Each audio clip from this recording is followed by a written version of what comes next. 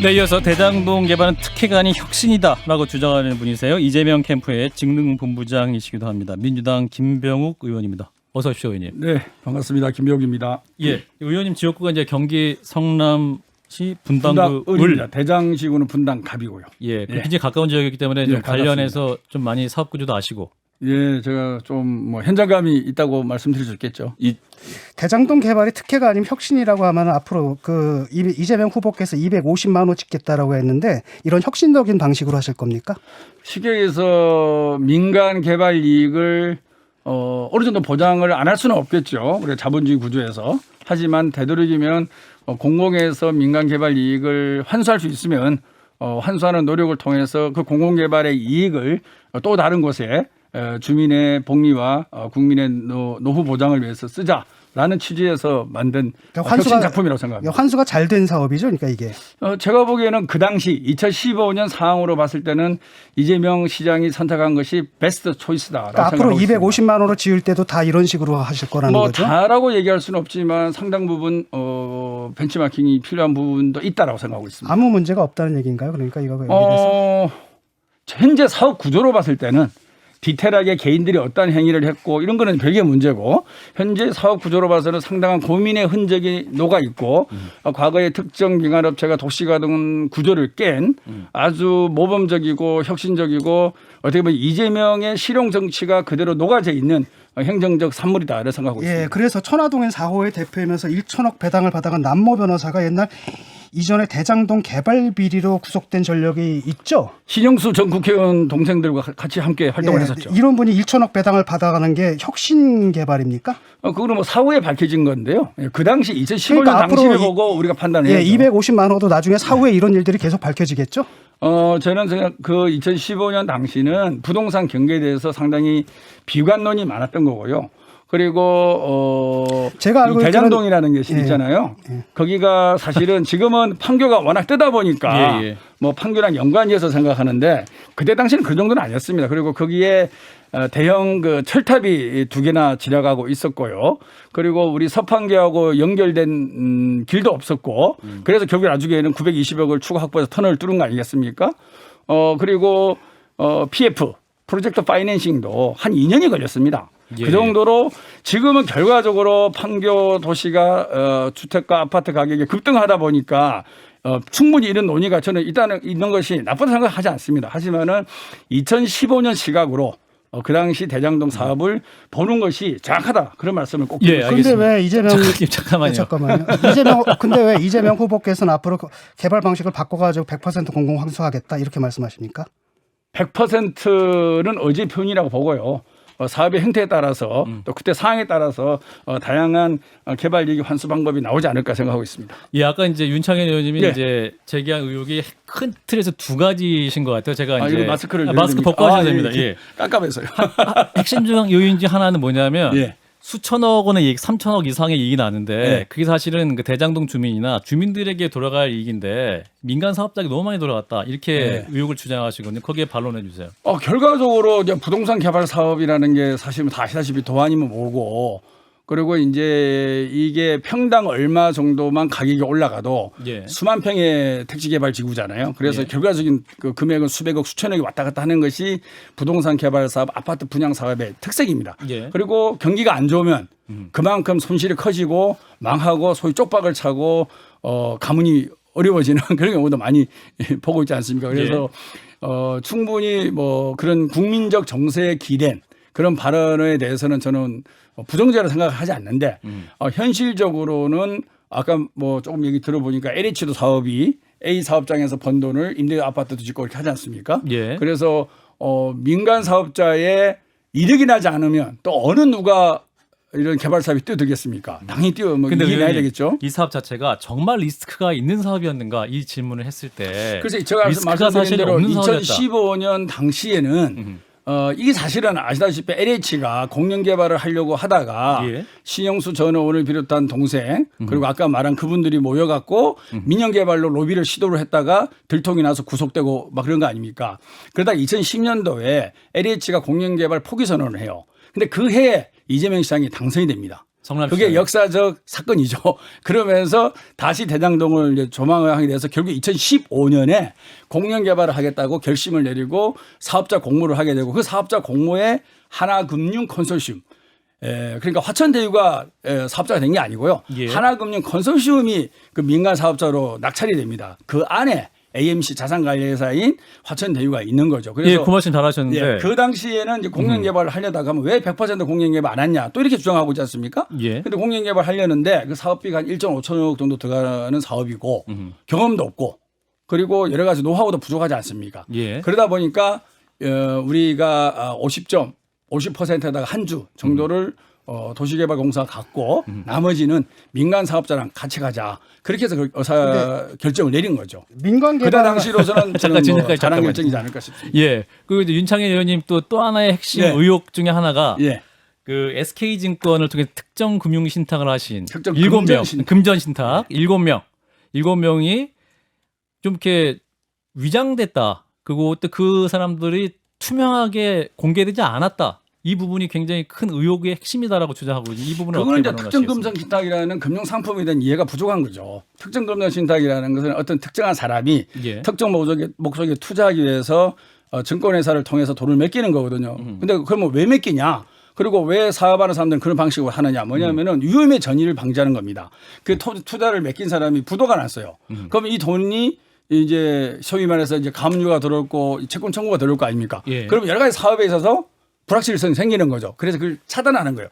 특정 금융 신탁에 신탁 가입을 하게 되면 위험 전이가 차단되는 겁니다. 그런 게 있고요. 두 번째는 PF를 할 때 이런 시행사 지분이 대부분 담보로 들어가요. 근데 이제 특정 금전 신탁에 가입을 하게 되면 담보를 설정하고 운용하고 관리하는 데 있어서 깨끗해지는 거죠. 증권사 하나만 관리하면 되니까. 예. 그러니까 시행사 입장에서는 일이 편해지고 그리고 특정 금융 신탁이라는 것이 우리나라 금융의 역사에 있어서 상당히 좋은 제도고 장점이 있는 제도로 이미 자리 잡힌 거거든요.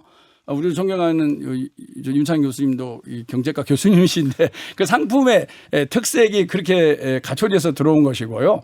그 특정 금전 신탁 안에 누가 들어와 있느냐. 그건 아마 사후에 저도 마찬가지고 이재명 선생님도 그런 말씀하셨잖아요. 사후에 들어보니까 금융기관의 외피를 쓴 한국당의 토건 이런 세력이었다. 그게 아까 말한 남모 변호사가 이제 신영수 전 국회의원들과 함께 민간 개발을 LH에다 강요한 그리고 LH한테 포기를 하게끔 종용한 그분들이거든요. 그런 말씀을 하신 거죠. 그 천화동의 1호 주주가 그 화천대유의 주주인 언론이 주신 김모 씨죠.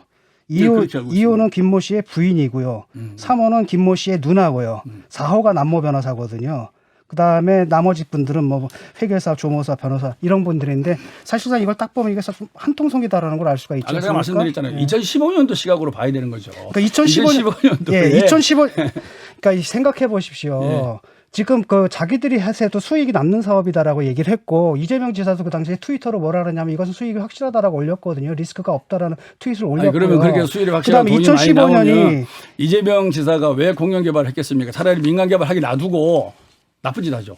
그 말이 안 되는 억지 주장을 하고 있는 거예요. 민간 개발이 불가능하기 때문이죠. 왜냐하면 민간 개발을 하게 되면은 수용의 문제가 걸리거든요. 민간 개발하다 보면 10년이고 15년이고 20년이 걸리지 못하니까 바로 이 사람들이 민간 개발을 하려다가 못한 것을 너무 상상력이 풍부하십니다. 고속도로를 깔아준 거죠 결국은. 그래서 토지 수용이 가장 중요한 문제 아닙니까? 결국 민간 개발에서 가장 리스크가 큰 게 그 부분인데 그 부분을 말끔하게 해결해 준 거예요. 280만 원짜리 600만 원짜리 땅을 갖다 280만 원을 사준 거 아닙니까? 그리고 이 사람들 좀 이상하지 않습니까? 이거 아무리 그런 뭐 생각해도. 의혹이 있거나 뭐 있으면 구체적인 근거가 있으면 우리 이재명 후보도 수사를 하라 그랬잖아요. 그래서 그 부분에 대해서는 뭐 의혹을 제기하시고 그에 상응하는 물증이 있다 그러면 충분히 수사 당국에서 수사에 착수하리라고 생각합니다. 이 사업을 그 디자인한 게 유동규 씨잖아. 이 사람이 이 사업에 대해서 모든 것을 너무나 잘 알고 있을 텐데 가장 잘 아시는 분일 텐데 그걸 단언할 수 없는 거죠. 근데 이분 어디 가셨어요? 저도 모르죠. 연락 안 되세요? 저도 그분을 하고는 꽤 됐죠. 우리 같은 분당이 저기 있으니까. 아니 뭐 연락한 적은 없습니다. 이재명 후보께서 좀 전화를 걸으셔가지고 어떻게 된 일인지 물어보셔야 되는 거 아닙니까?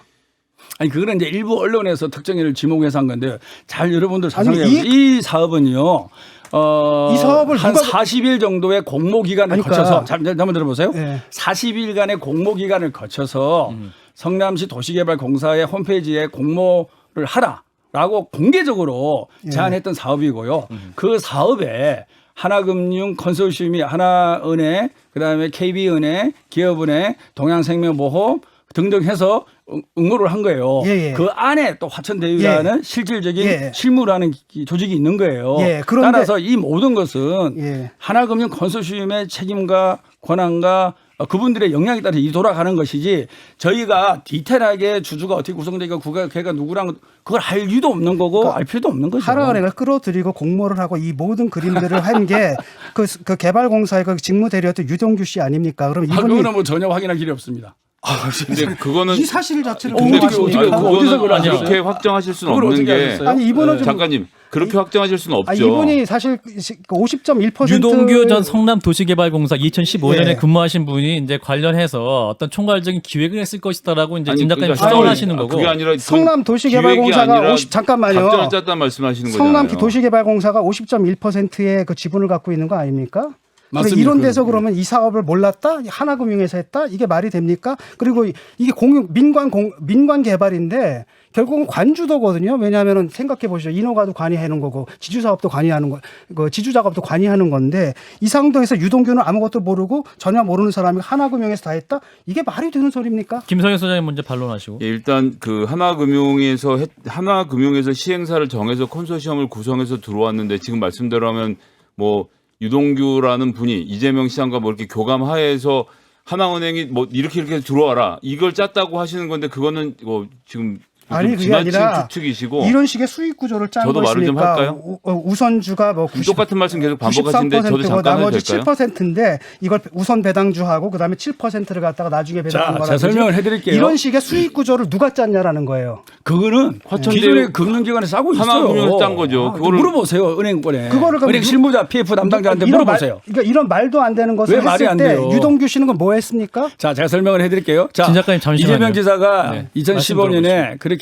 민간사업자 공모하기 전에 공영개발을 하기로 결심을 했는데 문제는 이게 사업비가 막대한 거예요. 1조 5천 이상 들어가고 또 경험도 없고 조직도 없지 않습니까? 그래서 민간사업자 공모를 했습니다. 그런데 문제는 뭐냐면은 그때 당시 은행은 수수료 수익과 확정 이자 수입에만 기업을 기준으로 기업을 경영을 한 거예요. 투자라는 개념이 없던 시기입니다. 최근에 한 2년 전부터 이제 약간씩 이런 그 프로젝트 파이낸싱에 투자로서 지분 참여를 해요. 그건 뭐냐 그러면 보통주라는 것은 책임을 지는 거고요. 우선주는 무결국 우선주도 있고 뭐 어결권 우선주도 있습니다. 그런 확정 배당을 받기 위해서 우선주라는 형태를 띠는 거예요. 그럼 뭐냐? 성남은 아까 말했잖아요. 2015년에 부동산 시장이 긍정적 측면도 있고 부정적 측면도 있던 아주 어려운 시기였고 부정적 측면이 더 많았습니다. 그러다 보니까 제 말 좀 들어보세요. 확정 배당을 원한 거예요. 그리고 결합 방식으로 우리 성남의 균형 개발을 위해서 공원이 없는 본시가지 공원 하나 지어주자.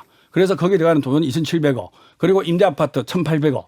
그걸 나중에 턴을 해서 920억 합쳐서 5,500억이 된 거 아닙니까? 그래 이제 그런 죄송합니다. 예. 그런 구조를 짰는데 확정 배당을 간 거죠. 은행은 뭐냐? 그게 싫은 거예요. 그리고 확정 배당을 요구할 만한 그것도 안 되는 거고 우리 조건이 그거였고. 그래서 은행은 뭐냐? 투자 금액의 연 25% 정도의 이자만 달라. 그리고 자기들 수수료 달라. 이렇게 해준 거고요. 그러니까 뭐냐면은 우리가 그 투자하는 사람의 스타일로 보면 우리 그 은행들은 완전 위험 회평이 된 거죠. 확정 이자에다가 수수료. 그리고 우리 성남시는 위험 중립형이 된 거죠. 확정적인 배당을 받아. 시행사는 뭐냐? 하이 리스크 하이 리턴. 위험 추구형의 형태를 취한 거예요. 근데 이것은 뭐냐? 이 사업뿐만 아니라 은행권에 물어보세요. 은행권의 PF 담당자들 다 물어보세요. 대부분의 은행들이 이러한 사업 구조로 PF라든지 민간사업자 입찰에 응한 거예요. 하이 리스크라고 말씀하셨는데 리스크가 없잖아요 지금. 지주 작업은 성남시에서 해주고 그다음에 또 뭡니까 인허가는 성남시에서 다 내주고 그다음에 판교 밑에 있는 땅이거든요. 분양이 안 될 리가 없는데 무슨 리스크를 줬다가 무슨 그게 하이 리스크라고 이런 하이 리턴을 가져가게 사업을 짰습니까? 그렇지 않은 게요. 일단 2003년에 LH가 처음에 베버리 힐스 만든다고 시작했을 때 그렇고 2008년에 그렇고 2010년에 그렇고 LH가 두 차례 넘게 자체 개발을 하다가 뭐 땅값이 오르고 이러는 저런 등의 이유를 해서 실패를 했습니다. LH도 수용할 수 있는데 수용이 안 됐던 것을 지적을 해야 되겠고요. 그다음에 하나은행 이 이야기를 좀 하고 넘어가야 되겠는데 PF 구성을 하면서 하나은행도 자기들 돈을 태워서 이자를 벌든 뭘 해야 되는 상황 아닙니까? 그래서 시행사를 고르는 게 이제 PF에서의 하나은행의 가장 큰 역할인데 결국 놓고 보면 이 김만배 씨 이 사람 성대 나왔어요. 그리고 하나은행 금융지주 회장도 성대 출신이고 하나은행 장도 성대 출신이고 그리고 여기에 민정수석을 거쳐서 나왔던 곽상도 의원, 그 당시 민정수석의 이제 변호사가 됐지만 검사 출신의 성대 출신이었습니다. 그래서 소위 말하는 태평성대 이 당시에 박근혜 정부 2015년 박근혜 정부 시절에 이 시행을 가장 스무스하게 하고 성남시에 대한 감사 권한을 가진 경기도까지 다 잘 아우를 수 있는 시행사를 하나은행이 골라서 들어온 것의 책임을 이제 와서 갑자기 이재명 시장한테 묻는 거는 저는 앞뒤가 안 맞는 얘기라고 생각합니다. 무슨 소리 하는지 잘 예, 모르겠는데. 자 정리하겠습니다. 잠깐. 자 유동규 씨가 지금 잠적을 했지 않습니까? 이분이 누구보다 잘 알 거 아닙니까? 성남시 개발공사 그때 직무대리였단 말이지. 이 모든 사업에서 관 쪽을 대변하는 분이거든요. 이분이 나와서 해명하면 되는데 이분은 지금 어디 갔고 그다음에 이재명 지사 같은 경우에도 이재명 후보 같은 경우에도 이 해명을 하려면 일단 이분을 내세워서 사업 설명을 설명을 하게 해줘야 되는데 이분하고 연락이 됐나요 안 됐나요 지금? 그 제가 어떻게 아십니까? 그러니까 언론에서 연락이 안 되는데 캠프에서 연락이 일부 됩니까? 안 됩니까? 언론에서 얘기하는 축소성 보도를 마치 진실인 것처럼 전제를 하고 말씀하지 마시고요. 제가 보기엔 언젠가는 얘기를 하겠죠. 언젠가는. 언론에서 이분의 전화번호가 바뀌었다라고 얘기하거든요. 그거는 음성으로 나오는데 그거 내가 들었는데 이거 더 이상 없는 전화번호입니다. 이렇게 음성이 나오더라고요. 전화번호 바뀌었거든요. 적어도 이재명 지사가 책임이 있다라고 한다면 이분을 불러서 앞세워가지고 해명을 해야 될 거 아닙니까? 해명을 해야 할 분이 지금 없어졌어요. 예, 알겠습니다, 진 작가님.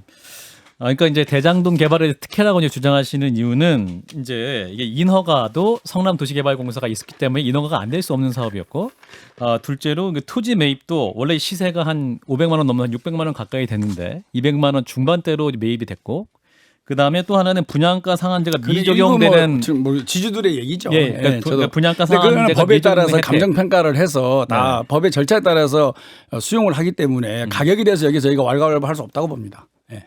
그래서 그런 부분들이 이미 정해져 있었기 때문에 이제 진 작가님 얘기는 리스크가 없는 근데 사업이었다. 이제 여러분들도 다 아시다시피 부동산 개발 현장에 가보면 온갖 컨테이너들이 많이 나와 있잖아요. 뭐 A 시행사, B 시행사, 갖은 이런 회사들이 와서 지주 작업을 하고 있습니다. 그리고 때로는 폭력도 있고, 때로는 뭐 시위도 하고, 때로는 뭐 철거반도 동원하고, 그게 아직도 맞거든요. 그러니까 법의 절차대로 따르면 당연히 성남시가 관여된 사업이니까 금방 인허가가 된다 이렇게 얘기하고 뭐 지주 작업이 편하겠지. 틀린 얘기는 아니라고 봅니다. 다른 사업보다는 낫겠죠. 낫지만 어찌됐든 이 사업이 아까 말씀드린 대로 그렇게 모든 것이 원활하다 그러면 PF가 금방 되는 거 아닙니까? PF가 2년 걸렸습니다. 그리고 30개 금융기관 중에서 오파를 냈는데 10개 금융기관이 참여를 했어요. 그러니까 이 모든 사업에는 리스크가 있는 거죠. 위험이 있는 거고. 그리고 이 부동산 시행 개발 사업이라는 게 초기에 그렇게 투자를 아까 말씀드린 인허가, 지주 작업, 그다음 민원 처리 뭐 등등 있지 않습니까? 그런 비용을 투자를 해서 만일에 이게 안 된다 그러면 이 초기 비용을 다 날아가는 겁니다. 그래서 리스크가 높은 사업이거든요. 알겠습니다. 그런 것들을 다 감안을 하고 그다음에 또 PF 할 때도 또 이런 AMC 회사가 연내 보증을 섭니다. 그래서 그런 것도 AMC 관련 질문 좀 드릴게요. 당시에 이제 공모 당시에 3개의 콘소시엄이 있었습니다.